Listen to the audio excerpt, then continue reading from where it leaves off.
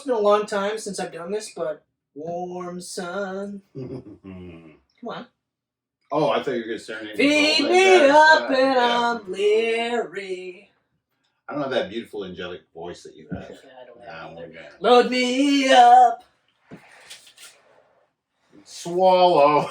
Hold on, we're not there yet. Anyway, so the Batman loathing for a change, and I've slipped up and I've fallen away. The Batman came out in 2022, and anyway, so 2022. Yeah, I was like, I can't fit it in. I have to say 2022. So anyway, regardless, yes, ladies and gentlemen, we are back for another episode, and it's Kenneth and it's Chris, and Batman. We are talking about the motherfucking Batman, the first Batman movie in a very long time that neither of us were particularly excited about. True story. And I think that really helped going into it. That's what I was going to say. Which helped this movie immensely. Yeah. Because when you go in there thinking, to be fair, we weren't thinking this was going to be a bad movie or a bad Batman movie. We just didn't think it was going to be as good as the previous movies that we had seen before. Okay? And yeah, coming in with very low expectations 100% helped this movie. Okay? Also, knowing that it was literally 2 hours and 46 minutes, and it was a slow burn crime drama or noir, mystery noir. Yeah. That also helped it too. For people that showed up at this movie at 10 o'clock at night thinking, fuck, it's just a 2 hour Batman movie, this will be great, it'll be boom, boom, boom. I'm only working tomorrow morning, no big deal. No big deal. Next thing you know, you're like, oh my god, it's like, we're not even halfway through, and nothing's happened. I mean, I saw Batman. That's cool. But anyway, so yes. Needless to say, before we go any further, this is a good movie. This is a really good Batman movie. Okay. Batman is damn good. So, the budget for this, they say $20 million. 20 million? Or 200 million, sorry. Oh, 200 Jesus million. Christ. But I'm actually going to say it's probably about the 250 range. Yeah. Okay? Regardless, the box office, $759, $759.3 million.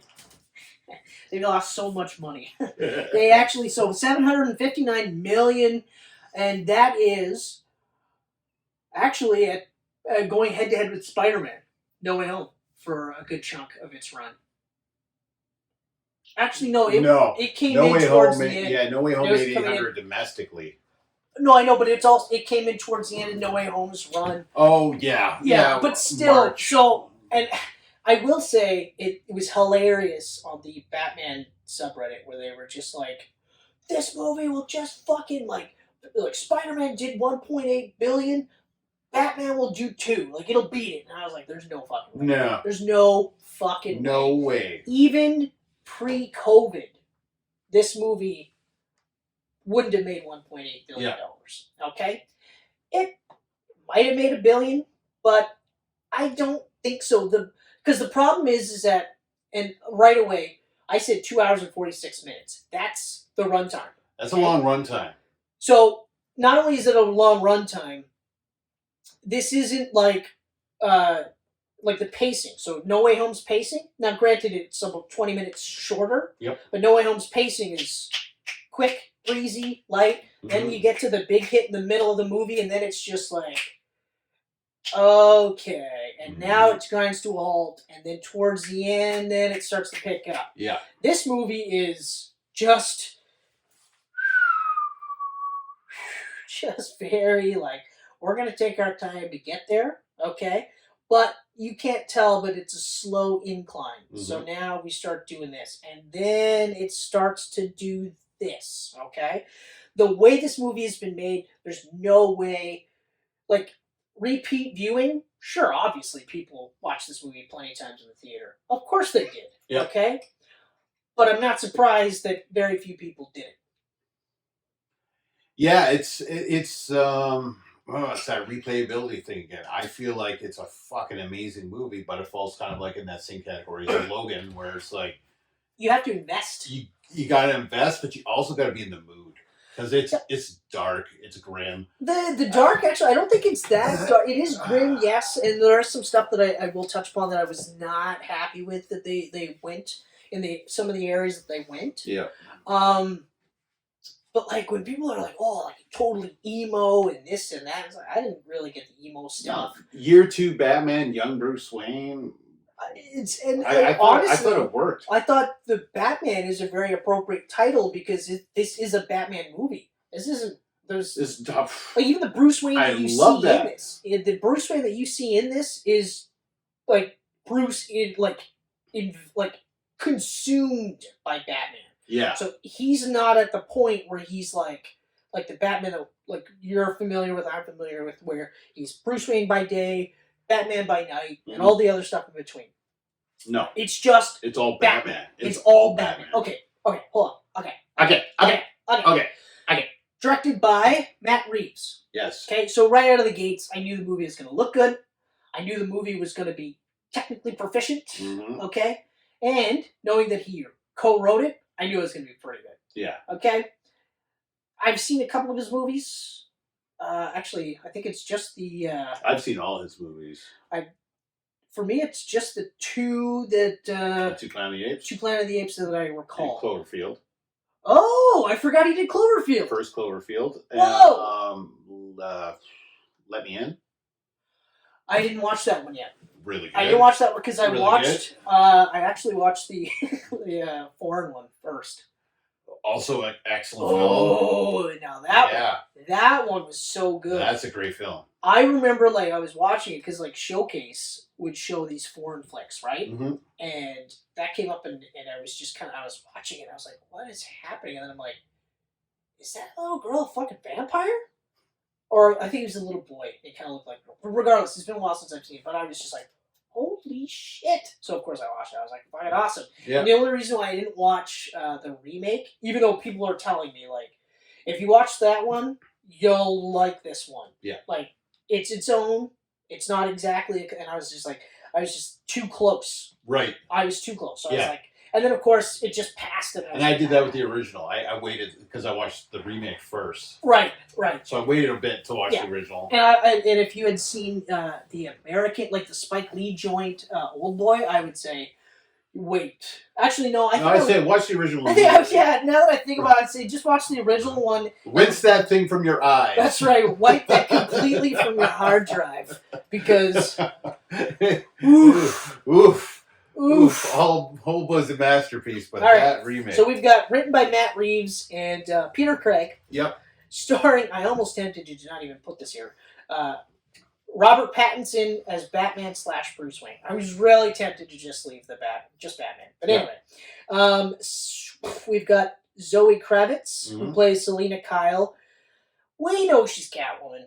She doesn't go by Catwoman. She doesn't go by Catwoman, but I argue that she's not quite there. She's not quite there. She's close. Close. I think in a sequel or a third movie when she eventually returns. Or her own solo movie. If that happens. Because I think she could do her own solo movie. Interesting what I thought about her, like Zoe Kravitz's take, was that she actually regarded Selina Kyle as a bisexual, which is what she's largely been portrayed in the comic books. Mm-hmm. Which I was like, yes, thank you for that. Mm-hmm. Then we've got Paul Dano, not Zano, as some people have been known to say. Nope, Dano. Dano, who plays Edward Nashton, the Riddler. I am so happy to see Paul Dano in a big budget film. Now, this guy is incredible. A little disappointed that they didn't call him Edward Nigma. Me too. But as we talked about it, it's very on the That's coming though. When he breaks out of Arkham.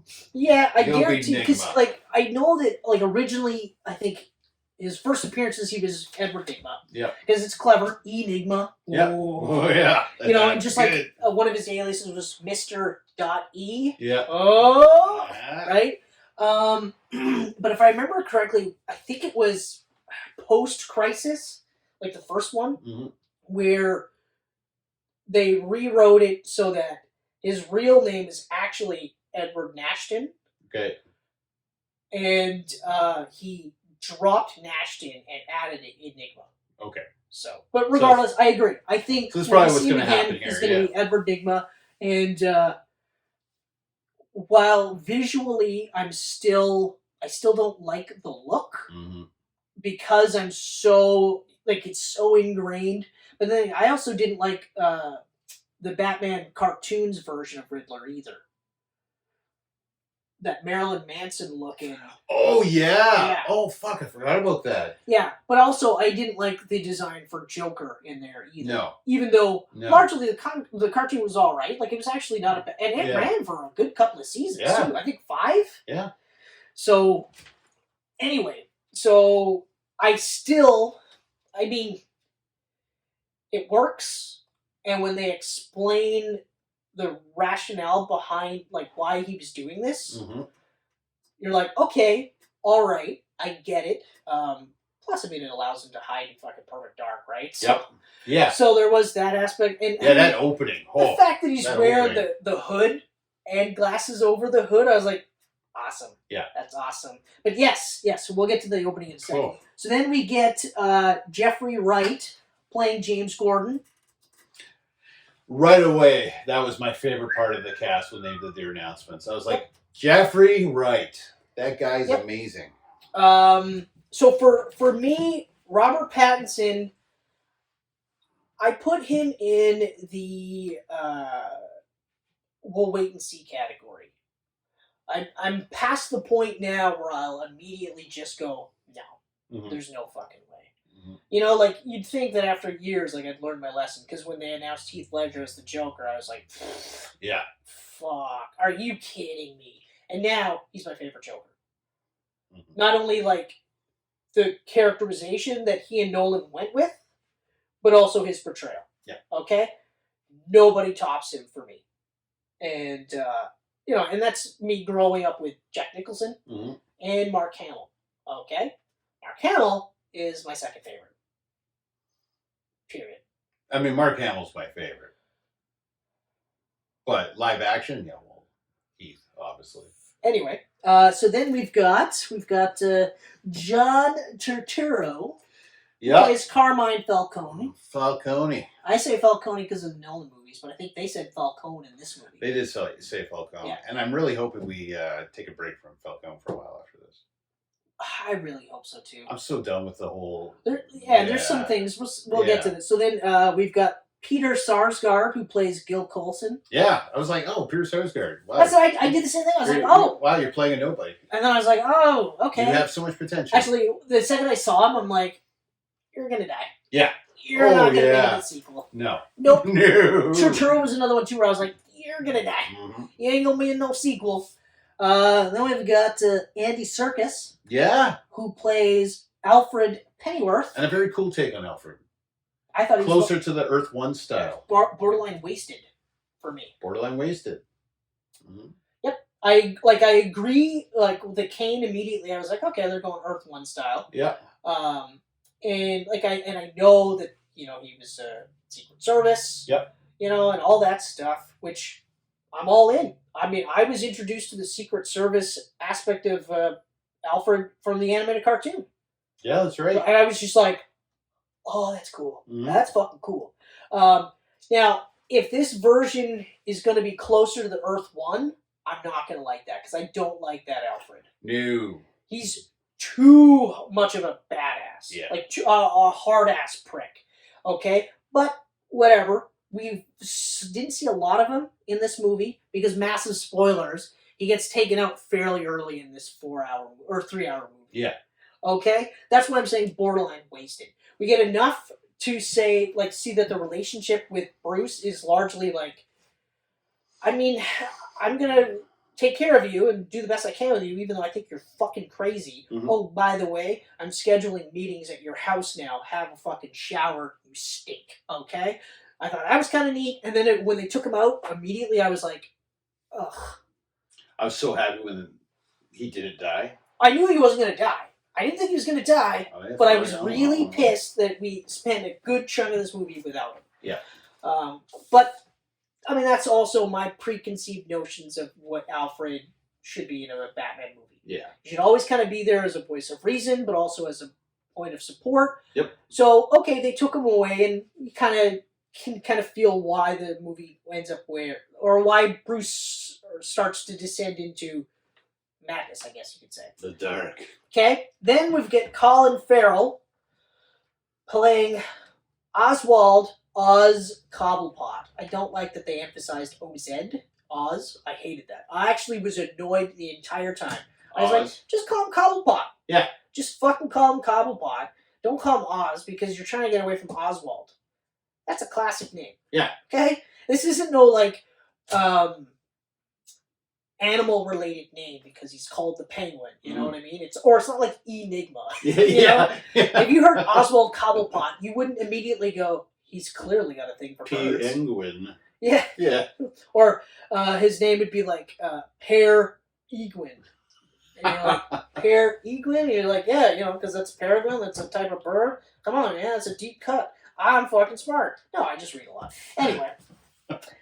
So Colin Farrell is my favorite thing in the whole movie. Holy man, he was amazing. Only because if you didn't know that it was Colin Farrell, I don't believe you would know. Every person that watched this movie that had no idea at the end of the movie either. My brother actually said when he watched it and he saw the credits, I think it was my brother. Yeah, my brother said he saw it in the credits, Colin Farrell, and he was like, Colin Farrell was in that? That's what he said to me too. He's like, I had no idea it was him. I had no idea it was him until the end of the movie. And I was like, exactly. Yeah. Exactly. I have a controversial take on Colin Farrell, or the Penguin. Yeah. Also, a fucking laundry list of actors playing cops, criminals, innocent people. There's no fucking way I'm naming all of them. Yeah. Okay? It's a big cast. It's absolutely huge. And I had actually saved something here so that we can talk about. This is for me to reference. Okay. But we'll get to that in a minute. That's not like a right away thing. Battison. Okay, so largely I love the movie. Yeah, I was blown away. Everyone told me that it was a slow burn. I didn't find it to be as slow as everyone made it sound to be. Like, I was so into it the whole time. You know what I fucking loved? I love the whole voiceover caption style of Batman talking. That and the dialogue, the words. So the initial beginning, where it's just watching and picking a target type of thing, and the breathing. I was just like, because I had heard that the intro is incredible. That they were like, the intro is fucking amazing, and I was just like, okay, all right, but I wasn't expecting that type of intro. Yeah. This creepy fucking like voyeur bullshit where you're picking out a target. So I was like, oh my god. Like, I literally was like, okay, all right, let's go. And then I was just like, whoa, this. Not quite like the meme you created of me where I was like, whoa, not quite like that. Or whatever the hell it was. That's a great meme. I was floored. It was the eyes too. It was like, whoa. Yeah. So I was editing that Peacemaker episode. I was like, oh, that's a GIF right there. That's funny. That's funny. But anyway, regardless, but I was in, right? Yeah. And then the second motherfucker starts like narrating like a comic book, I was like, oh shit. I live in the shadows. And he's like, and it shows all these different criminals, and they're all looking at the dark spots around them, just like, he's like staring into it. I can't like, be everywhere. Maybe he's there right I now. can't be everywhere, so I have to what the fuck was it? I can't be everywhere, but I can make them be afraid. I can use fear, something along those lines. And I remember just being like, oh, God damn. holy shit. Right? So, so they did a really good job of doing this where they go like, and then they went, no, now you're watching this fucking movie. Oh, yeah. You know? Yeah. Because like, you it was just like a gentle... and then you're just like, okay, no, I'm good. Let's watch this. I watched it with my dad, and then okay, so it's 3 hours. Everyone's saying it's a slow burn, which it is. It is. You're comparing it to 7, which you notice when you watch it the second time. Yeah, and I actually, unfortunately, didn't finish it before this, and that's kind of why I was like, can I have like more time? But I didn't want to push it another week, right? So I was just like. Because the fucking flood weekend. The flood weekend, and plus the like lazy Sunday that I was like, just like, fuck. Yeah. But anyway, like you were saying, you were watching with your dad. Oh yeah. Like, and the whole time I was like, I hope he likes it. I got a feeling he's not gonna like it, right? And I look over him every half hour. He'd be like, "This is so good. This is." And when we walk out there, he's like, "What's everybody talking about?" And that's the thing. Exactly. What is everyone talking about? And that's the thing. So like, but. When I say, like, the second time you feel it, it's because I was now watching it because I wanted to be refreshed. Yes. But I wasn't, like, watching it like, I'm going to fucking watch this movie again. It was just like, it's kind of like homework, right? Right. So the mindset was a little bit different. So, like you said with Logan, you got to be in it and prepared to watch this type of Batman movie. Yes. Okay? Yeah. However, there's a lot of really cool Batman shit in here, so, like, fucking buckle up. Buckle up. So much. His introduction was awesome when we first get the scene. Mm-hmm. So the thugs are beating the shit out of the guy in the subway, and all of a sudden it's just like, because Batman is always quiet. Yeah. And this time he's like, no, I want you to fucking hear me. And they're staring into the dark, right? And then he comes through and just slowly appears in the darkness. Like, now, and I'll say this too. My biggest complaint before I watched this movie was the costume. Yeah. Okay. The cowl and the cape, no issues with. Absolutely no issues. But it was the armored, like bulletproof style armor, blah blah blah blah. But in motion, and that was the other thing too. I was saying, I bet you when I see it move, that's all superhero costumes. Every time we're like, we gotta see it in motion. Yeah, because it always looks better in motion. Yeah, exactly. The only exception is anytime Falcap's costume is not CG. Ooh. Like when he's first standing, and it's all boxy and it's all just. But when he's fighting and running around and stuff like that, it looks really good because they thin it out. But regardless, but that whole fight scene was also awesome too because he like beats the shit out of the guy and then he's just like, "I'm vengeance," which I didn't like the line when I saw it in the trailer, and right away I was kind of like, "Oh," but I loved how that informed the rest of the movie because the guy he just saved wasn't like, "Thank you so much, man. Oh, they were gonna kill me." He's just like, he doesn't. Please don't hurt me. Like, he's like, I'm next. You're gonna fucking kill me. Like, I don't want any part of this, you know. And I was like, I loved that they had normal people reacting like that because in reality, very few people are gonna react positively to a guy dressed like a bat coming out of the shadows. Sure, he saved my life, but it's still just like, this is fucking crazy. Yeah, it's fucking weird, you know. And never mind the fact that like, there's a pretty good chance that Bruce probably smells through the costume. You know? Yeah. So again, it's not like you always envision the heroes like bathing regularly. Like I was like they smell good to a degree. But I've made jokes before where it's like there's no way Peter Parker smells good when he's swinging around New York skyline with smog everywhere. And sure, he changes his clothes, but someone's got to be like, where the fuck were you? Because you smell like outside. Like you smell gross. You know what I mean? And like, anyway. Yeah. But I loved that was a reaction, you know? And then, and the cops too. They're like, what the fuck are you doing? Oh, man.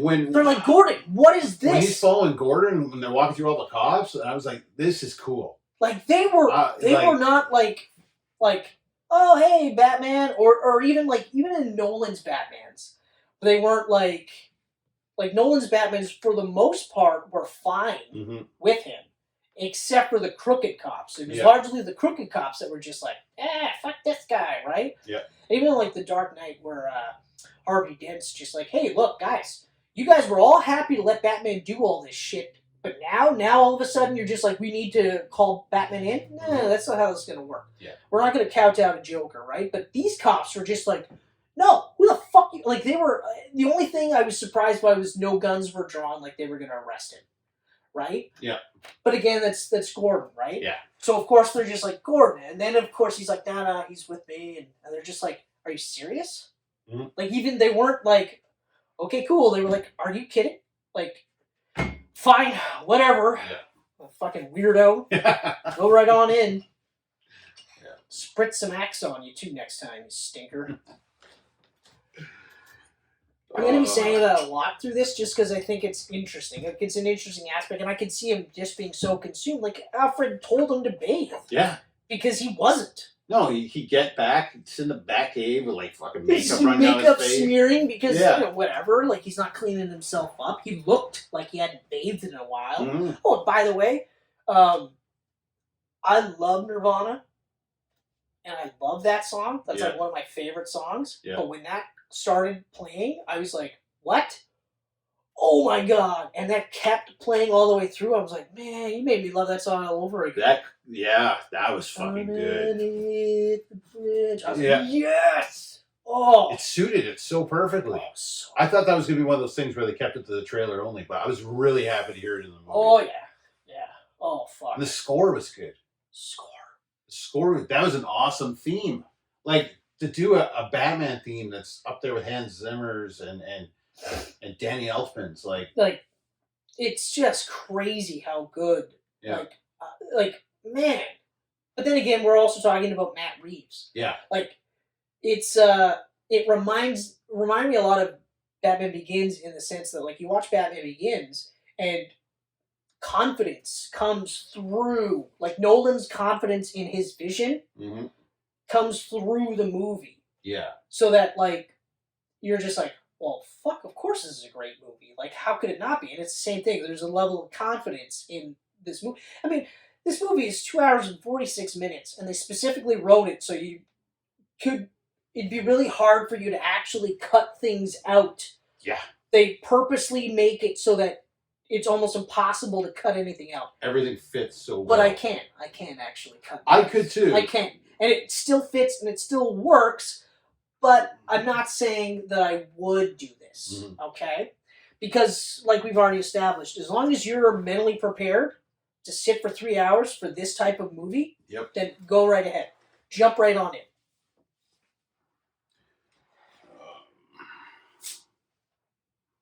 And the fight scenes.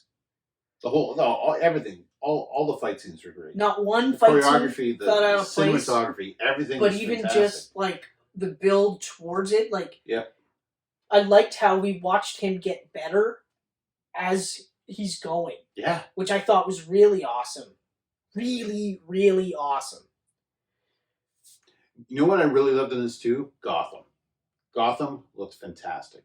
Oh man, it was when it wasn't quite raining. Possibly, yeah, it was quite possibly my favorite looking Gotham City though in live action movies. Like when they're at the Iceberg Lounge, as it was. Yep. Yeah. This shot from the Iceberg Lounge at Gotham through like those tunnels and overpasses and stuff, and you just see like, or when he's driving towards the Wayne Tower, right, and they just zoom up the tower. I was just like, this just looks really cool. It kind of reminded me of like Batman Begins version of Gotham. Yeah. Because like Batman Begins version of Gotham is different from The Dark Knight and The Dark Knight Rises, and I think it's because Batman Begins wasn't filmed in Chicago. Okay. And Dark Knight and Dark Knight Rises were. But let me just.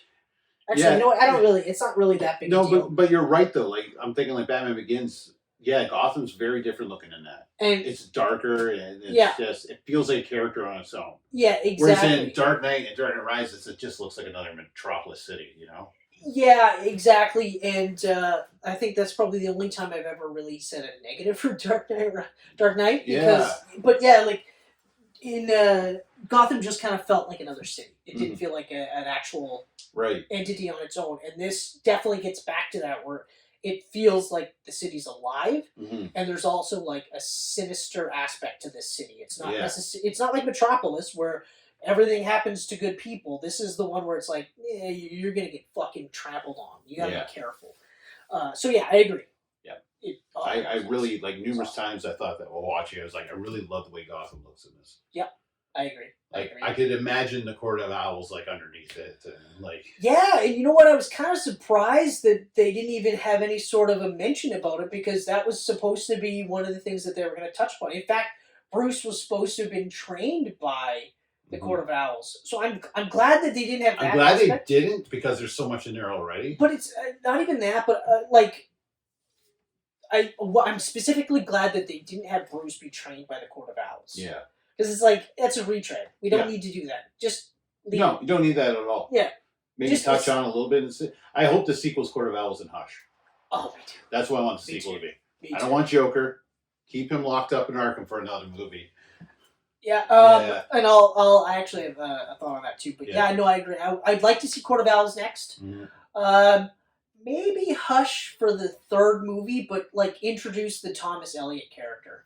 That would work too. In the second one. Yeah. And then lead into Hush being in the third. Yeah. But largely keep Hush similar to the Jeff Lowe run. Oh yeah, like, absolutely. Don't do too much to change it. No. You know, obviously it doesn't have to be like a supervillain of the month. No. Like they did it, but anyway, regardless. Keep the look similar. It'd be like mask him up like the Riddler. Yeah, really? Like, sure, you don't have to make him look superhero-y like he does. Yeah. You know, you can trench coat, rat face. Trench coat, rat face is really, and a bulletproof vest. Yeah. Like, that's really all I need. Yeah. You know, he doesn't need to have a H symbol. He doesn't need to let everybody know. He doesn't even have to call himself Hush. Yeah. You know? But, H symbol. It still is one of those, like, it was awesome, but at the same time, you're just like... You just imagine him sitting there in his room just stitching an H onto his trench coat. Exactly. It's absurd. Like, now it's better. It's not even on his trench coat. It's like under his, like, borderline costume that he has underneath the trench coat. Anyway. Like... The relationship between... Batman and Selina Kyle, I thought was really interesting. Really interesting. Because you could tell, just by him dealing with her, that he is, at this point, seeing the world in black and white. Mm-hmm. Good, bad. Yep. She's living in a world where it's good, it's black, it's white, it's gray, it's brown, it's like, it's everything. And she's seen it all, right? And you also get the sense that he's never been with a woman before. Yeah, it's definitely getting and this is the first time where you see a Batman who is weird around women. Mm-hmm.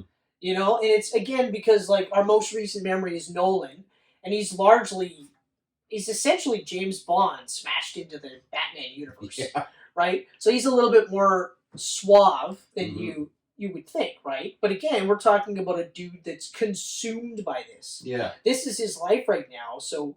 Not only is he weird around people in general, so when he shows up and they're like, "Oh my God, Bruce," and he's just like almost like, I don't really. I'm not here. No, hey, cool. No, don't touch me. Don't touch me. But like just that aspect, like obviously, like he has no fucking clue how to talk to women. He's weird around her. Almost incel-like borderline incel, which makes sense. Like, none of this is me going like, what the fuck are they doing? I was just like, it's a very interesting take. Like, they're making him weird. Yeah, he was very weird. I've said it in previous Camcasts. Like, I said specifically Batman is one of those where you're just like all of them, on some level, people that don't know that they're Batman, or even like Nightwing, they'd be like Nightwing, I think they'd be like, Dick is largely really, really cool, but there's just something a little weird about him. Mm-hmm. Whereas Bruce, I feel like most people would be like, that guy's a fucking weirdo. Yeah. Okay? Like, I mean, whenever he shows up to the office, like, sure, he's nice, and everyone, like, says hi or whatever, and he shakes hands, blah, blah, blah, but he's fucking weird. He's just fucking weird. These rich guys are weird. Whereas this one, they're literally like, the whole concept is weird, so everyone treats him weirdly. Like, even though Selena isn't as weirded out by him, she's still kind of like, because he's fucking wearing a bat costume. Yeah. You know? She has no idea what his face looks like. Yeah. But again, chemistry. Oh. Yeah, like, the two of them together? I've never seen her in anything, so I had no idea what to expect. Yeah. But again, I was just like, look, this is a fucking big budget tentpole movie that, like, this is like a Warner Brothers baby. Yeah. Like, this is the kind of thing where, like, when the official Discovery Plus shifts into high gear and they start looking at what properties to keep and what properties to axe, like possibly that Gotham Knights show open, that gets axed. Yep. Please, God, axe this show so fucking hard, okay? Or retool it so it's actually all Batman legit characters. Don't give me some fake, like, new son of his that no one's ever heard of. Create a character for the purpose of the show. Don't do that. But I guarantee you, the Batman stuff is going to be largely untouched. Yeah. And in the comic books, too. I think it's going to be... that might even literally just be, here's the Batman line, here's the smaller Superman line, and the Justice League line, and I think that might be it. The Justice League line. Didn't they all die? They did. I read the book. They did. What the fuck? They all died. But it wasn't written by Bendis, so you can't blame him. I just don't get it. There's like 100 million Batman titles every month right now that Batman's very much alive in, and yet he's dead in Justice League. Yeah, and literally they're running Dark Crisis. Yeah. Where the Justice League are dead. But I'll do you one better. Okay, so Nightwing is pretty much in a relationship with Barbara Gordon in the Nightwing book. Okay. And in most of the Bat Circle books, that's where it's at, right? Okay. Titans Academy, he's with Starfire. Now, granted, it's set, I think, in the future, because Cyborg and Beast Boy are melded together. Weird. Beast Borg, I think it's called. I'm not sure. Borg Boy. It's not Borg Boy and it's not Cyborg, but I can't remember. Anyway, regardless. Oh, is it Garborg? No, now I'm just making shit up. Now I have no idea. But yeah, so there's a weird, like, there's a no continuity really, and they're still doing the Future State books. I thought those were done. But there's the Future State Batman book. Okay. So Jace Fox is still Batman in that one. Right. But now, like, apparently Nightwing is also in that book, and he's going to become Batman. So it's like there's do they not? Oh fuck. Yeah. So like they got the same editors over there that they do for the movies. That's right. Yeah. Fuck. And they're probably helping out with the Sony line too. Yeah. Because they're just like, we don't know what we're doing, but we'll offer our expertise. Hire us. And Sony was just like, we'll take all the help we can get. And they're literally like, we're not going to help you at all, but we'll take a paycheck. And they're like, yeah, come on in. Come on in. Anyway, getting back to so regardless of all that other bullshit. Okay, so I'm gonna talk about my favorite parts about this movie, and I'm just going to because I did so covered that. So there's this, and then we'll get to your thoughts, and then the themes article that I have set aside. Okay. So and maybe we'll get to my cuts. We'll see how I'm feeling, but my absolute. It's a 1-2 punch. My favorite thing about this whole fucking movie. Three favorites. Okay. First favorite is the fact that they had Riddler be a dark mirror to Batman. And I even loved that they borrowed, like, the Spectre stuff where they showed, like, Daniel Craig's James Bond looking at Christoph Waltz's Blofeld. Yep. And they're separated between glass, and you're seeing each other reflected in themselves. Yeah. And they did something similar with this, and I was looking, and I was watching it, and when he speaks, and you're like, this is a fucking incel take on Riddler, but this is like the weaponized incel. This is the guy that got to the point where he's like, I can't fucking take it no more. Mhm. And then he saw Batman and went, I I'll can do do it. that. I'll do it exactly like him. I'll be just like him. Because when he's just like, he's out like heartbroken that Batman isn't like, hey man, Yeah, you fucking did it. I know. We're fucking blood brothers. You know, like total stepbrothers. Like, we're blood brothers. No, he didn't do any of that shit. Now, like Riddler's like, what the fuck? I did this because of you. Mhm. I did this for you. Oh, and also the fact that they really imply that he figured out that Batman is Bruce Wayne. That part, I was just like, oh my god. That part where he goes, serious? Bruce Wayne, and then you could just see it in Batman's face, like. I was like, what? And I was like, what? And Are you serious? And then that long pause, and then they keep going.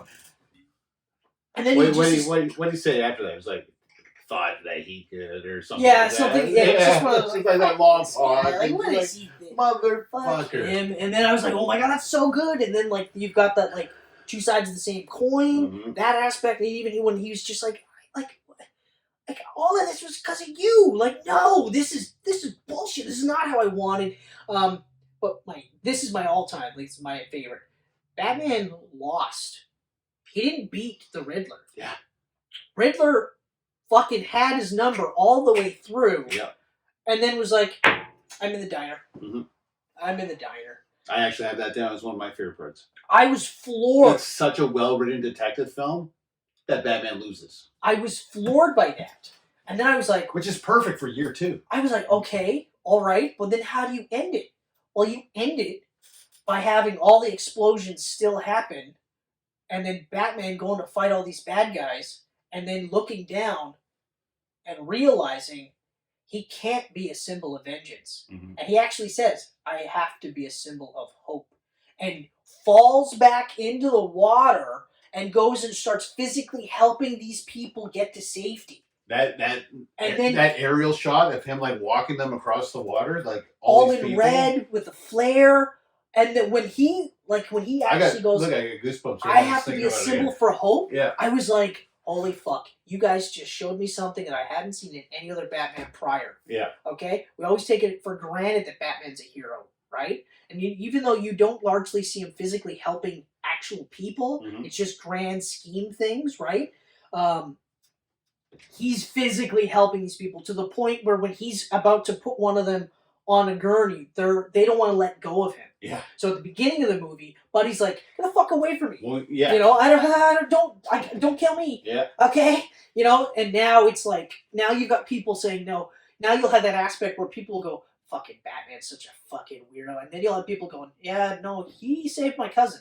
Yeah. You know? Oh fuck, man, that scene when like, he's moving the rubble and he puts his hand in, and that woman's just like looking at him like she's afraid to go near him, and then she finally just reaches out and grabs it, and then everyone starts coming out.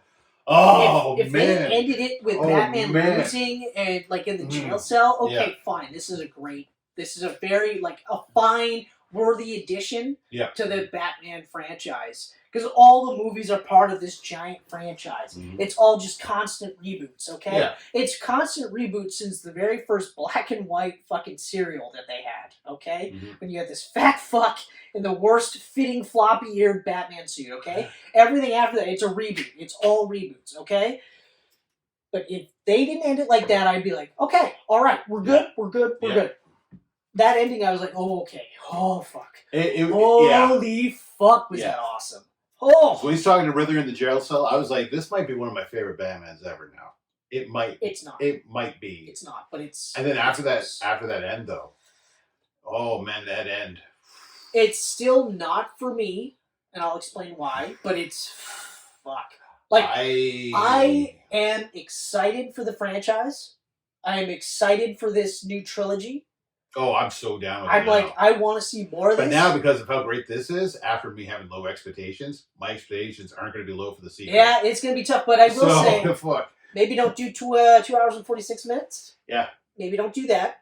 3.5. Yeah, let's make it, fuck it, just go full 4 hours. We're going to do 4.5 tops. Court of Owls and Hush in the same movie. Top Snyder Yeah. and do a 4.5-hour movie. Or 4 hours and 1 minute, just to say. Yeah, just bam. But, yeah, fuck, man. Like, that whole ending when he's saving people and he does the outro monologue. Yeah. Same thing. He's like, I have to be... I'm telling you, when he said Symbol for Hope, I'm like, mwah, thank you. You gave me a Batman that I didn't know I wanted. I forgot that he's a superhero. Yeah. You know, exactly. Well, I mean, you take it for granted that he's helping people on a lower level. Yeah. Okay? So, you got anything else you want to add? I think we pretty much touched on everything. Let me see here. Okay. Getting tired of Carmine Falcone. Yeah, we touched upon that. But I think... I got everything. Largely, that's pretty much done. Joker scenes, violent and love. Yeah, which we'll talk about. Okay, so what I'd like to see from the sequel, and I think this is what's going to happen, is we're going to see more Bruce Wayne becoming closer to the Bruce Wayne that we've normally seen. Yeah. So he's going to be more of a public face, but I actually think that it's going to be closer to like Grant Morrison's version, where he's specifically more philanthropic. Like, he's specifically doing things to help Gotham. It's not just like throwaway lines where, Bale's Batman or Bruce is saying, like, it's all just through various charitable donations and things like that.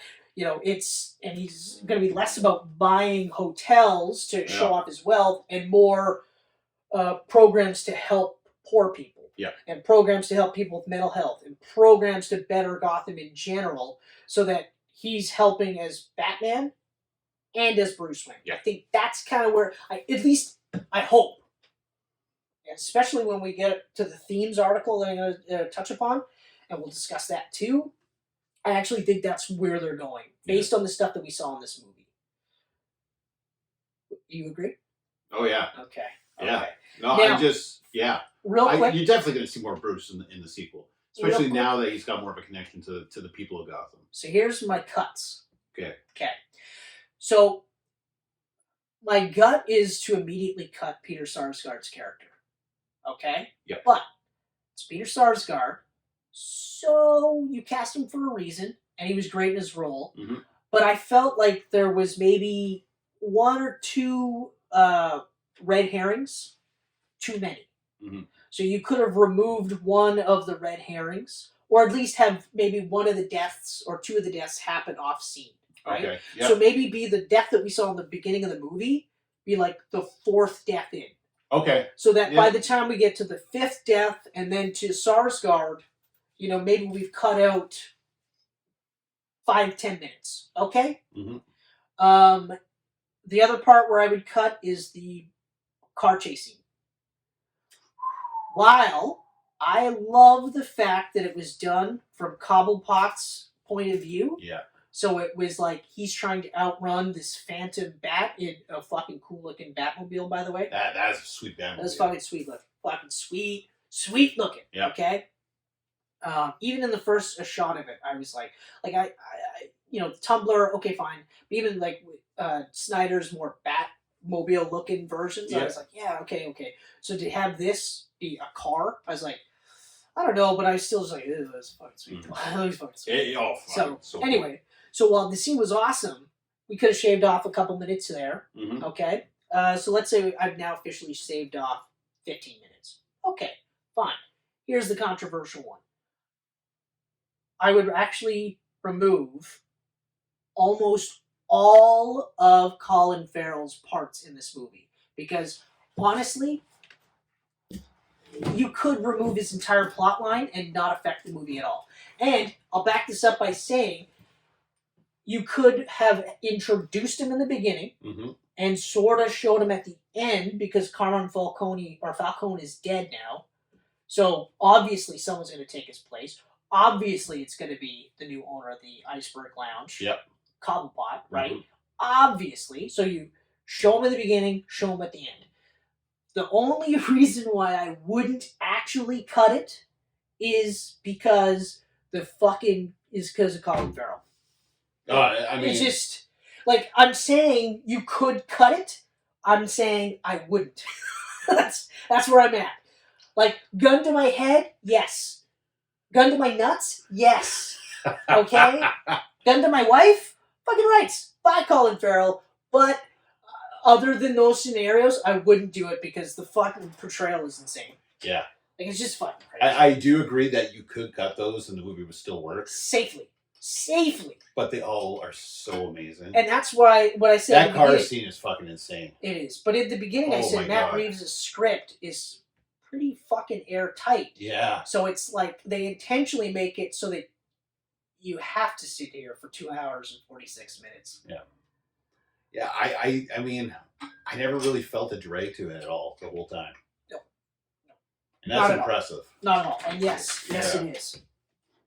So now, and I thought this was very, very interesting. So I didn't think of it at the time, but then this article mentions it. And so there's an obvious class conflict in this movie. Okay? You've got the rich, whether they're good, bad, whatever. Then you've got the poor, and then you've got everyone in between. So then you look at, so this says, like, 3 of the primary characters, Batman, Riddler, and Catwoman, they're all orphans, which I was like, oh, right, yeah. Yep. Okay? But they're all from different economic backgrounds. Batman obviously grew up privileged. Riddler only knew torment. Right. And Catwoman experienced hardship, right? So Riddler's frustration with his upbringing leads him to lashing out against the wealthy. Right. So they're the obvious enemy because this would never have happened, right? If it wasn't so out of nowhere, right? And also it reflects the criminality being born out of necessity. Okay? So the idea being like, if the city's better for everybody, there's less need for people to go for crime. Obviously, there's bad people out there that are going to do bad things, but there's also people that get into crime because, you know, they had shitty family. Yeah. So then their family becomes the gang that they buddied up with, right? Or they don't have any fucking money, but they need to eat. They need a new pair of shoes. They need all these things that, like, you, specifically, like, between you and me, would take for granted because you never actually had to sit there and go, I don't know when my next meal is going to happen. Yeah. You know? Now, I'm not going to say that I was that level, but actually with the food, yeah, there was aspects. There were times where I was like, I don't know. I don't know what's going to happen. But regardless, so that I thought was like, oh, wow, this is really interesting, right? And of course, there's aspects to the Riddler where you kind of go, oh, he's right. Yeah, no. I caught that a little bit. I was where you're just like, oh, fuck. Yep. Fuck.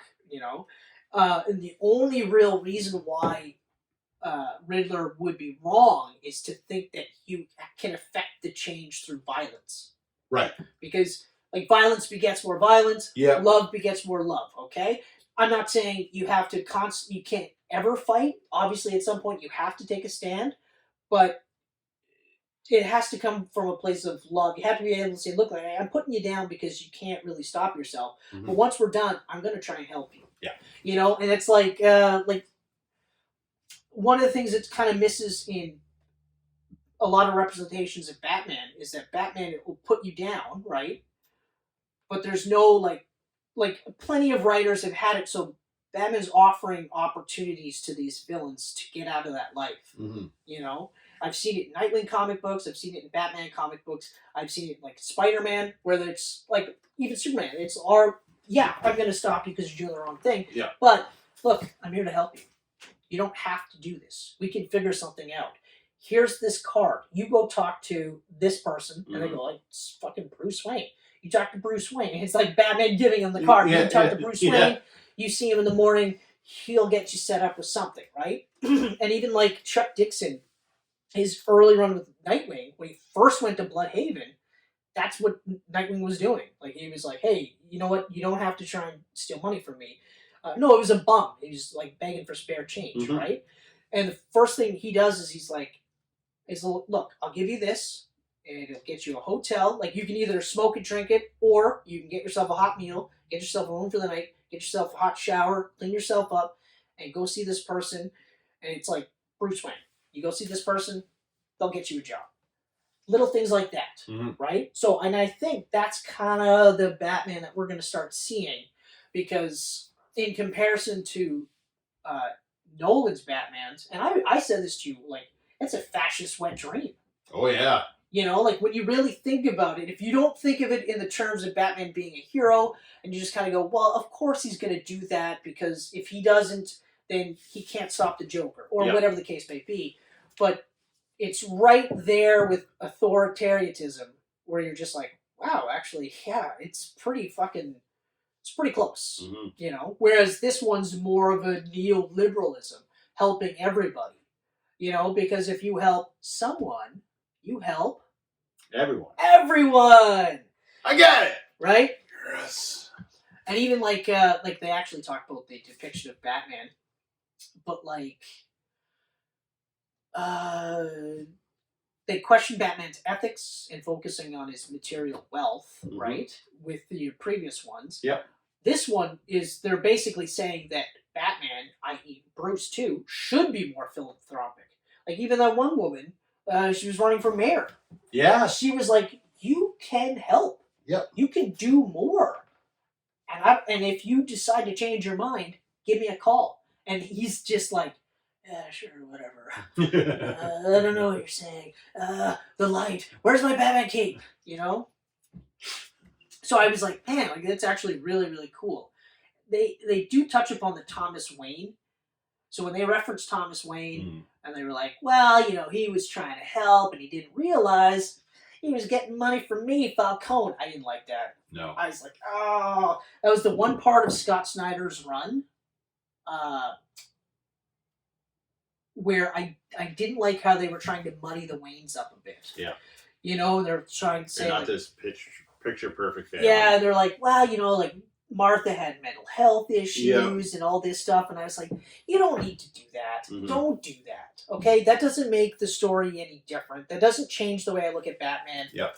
So don't do that, because it's like, well, what's next? What are you going to do? Are you going to have it so that we find out that Ben Parker, the reason why he was killed was actually, it wasn't just a random act that Spider-Man could have stopped. The guy was going to gun for Ben Reilly regardless, because Ben Reilly owed money, because he didn't have the money to pay for something, so he gambled and then got in deeper. Is that where we have to go? No, we don't need to do that, okay? So that was one of the things I didn't like, that they did that, but other than that, those themes I thought were really, really interesting. Yeah. That class aspect. No, that's really cool. I never even thought of it that way. No, me either. And then I caught this and I was like, oh, like, yeah. It's just a simple, like, they're all three are orphans. It's like, oh yeah, they are. Yeah. And you don't really even think about it. 4 now. I'm an orphan now too. Yeah. Yeah, well. Yeah. You are not laughing, but when your mother said that to me at her house, that was one of my first thoughts. Was, oh shit, I'm actually an orphan now. And she said that to me. She said, one of the first thoughts I had. Oh, talking about when her parents. Yeah, she said when my dad went, I was like, well, what do I do? Like, I'm an orphan now. And I looked at her and I said, that's exactly what I thought. I made a joke, but like, yeah, just like Batman. But like, that was one of my first thoughts. Yeah. Which was nuts. It's crazy. Think about it. You know, because you don't. And I mean, like, it's the circle of life. At some point, everyone goes through it. Exactly. At some point, you just hope that yours is later than earlier. And no kidding. Like, it is ridiculous. Yeah. It's ridiculous. And I even said, like, one of the hardest parts about it was the fact that, because like Grammy's death hit me hard. Yeah. You know, because she was a surrogate mother to me. Oh yeah, absolutely. Right? And Steve's death hit me hard because, you know, because we weren't the friends that we used to be. You know? Yeah. And so then you wrestle with losing. You had no more time with them ever. You never have the opportunity to see this person get out of that hole. Yeah. Right? But also, there's so much underlying guilt because you're just like, I should have done more. I could have done more. Right? But, I mean, we all make choices, and he chose to live the life that he did, and I chose to say, okay, well, if you're going to do that, then I can't really. And it's not like I didn't talk to him ever, but it was never the way it was. So then, and then when mom went, mom, it was just like, because I tried hard to keep that relationship, like to have a relationship with her, and it just didn't happen. So it was like, it was still hard. It was harder than I thought it would be. But with Dad, I was like, I'm going to make sure that he knows I love him. Mm-hmm. So I put in all this effort. And I basically I said, you're going to put you're going to inhabit a larger part of my life. I'm making you inhabit a larger part of my life. Okay? Because, I was seeing him like, you going 2-3 times a week? 2-3 times a week. Yeah. You know what I mean? Yeah. And so I purposely made a section for him bigger than ever. And now it's like, now there's this giant hole, you know? Yeah. So that's the hardest part. That's the hardest part about this whole thing. Yeah.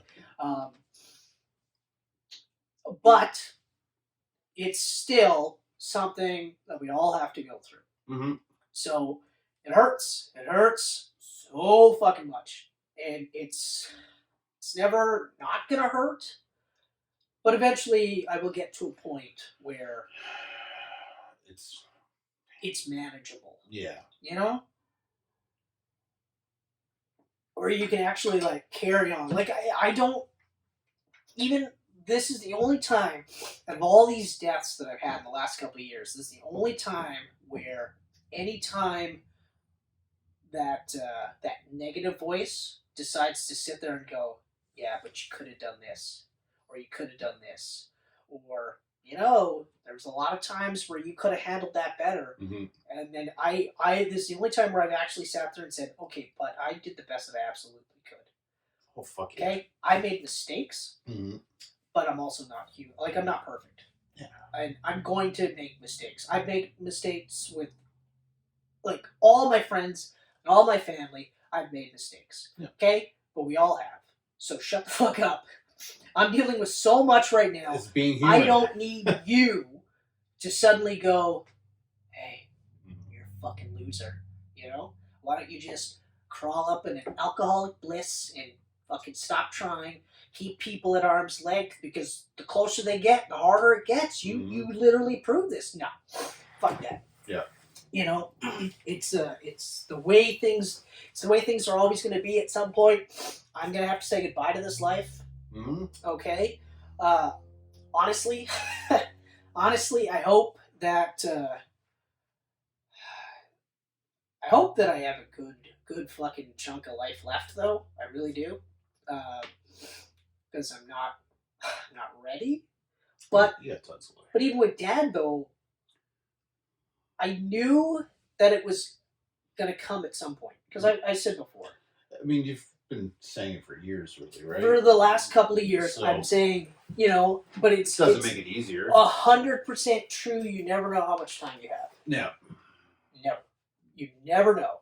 And I mean, like I said earlier, we were going to finish Justice League. Mm-hmm. And I specifically wanted the 4-hour Justice League because my mentality was, by the time we're done watching that, I'll buy fucking Spider-Man. I'll have it. And then we could fucking watch that together. Yeah, exactly. And then we would have gone from whatever else to whatever else. But I couldn't get over how quick it was because, you came over and you grabbed it, and then next time you called me in the morning right away, I was like, oh, it's bad news.